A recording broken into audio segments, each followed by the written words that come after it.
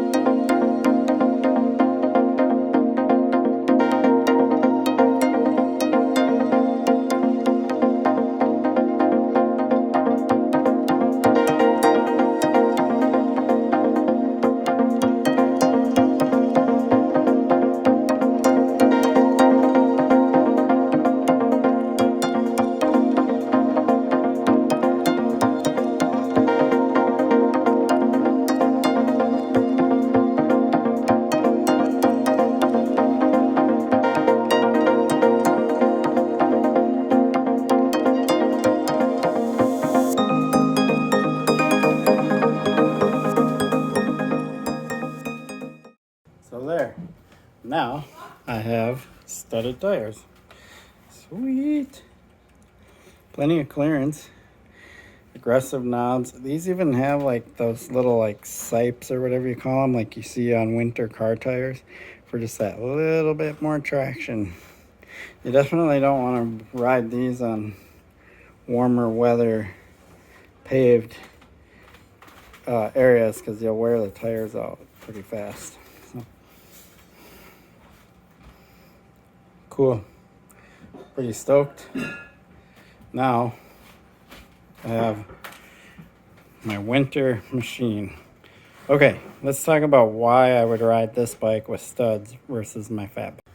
So my fat bike is going to be used like when we have snowy conditions. So like if there's a big snowfall, the roads are snow covered, and there's lots of snow, I can just dump the pressure down to like literally 3-4 psi and have plenty of traction and get places. But most of the conditions throughout winter is between big snowfalls. When after the roads are plowed, we might go a week or a couple of weeks between snowfalls, and what ends up happening is the roads actually end up being pretty clear and the paths get pretty clear, but there's always the occasional icy spot. Sometimes we have like a warm spell and then it freezes and then ice is everywhere or whatever. In those cases, I want to ride this bike, and this bike will be faster. So I'll probably be riding this bike a lot more this winter than I'll be riding my fat bike. But my fat bike is primarily going to be used for going off-road, for riding the single track, the mountain bike trails, things like that. And that's what I find fun. And I may use it a few times for commuting, depending on the conditions and the timing of whether I have to go to work, and so on and so forth.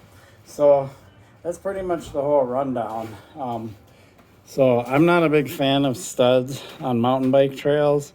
I know a lot of people want to ride them, but I personally don't like the added weight, especially on fat bikes. You already have a pretty heavy tire and a big wheel, and then adding studs to that mix just makes it that much heavier and that much more of a pain to ride.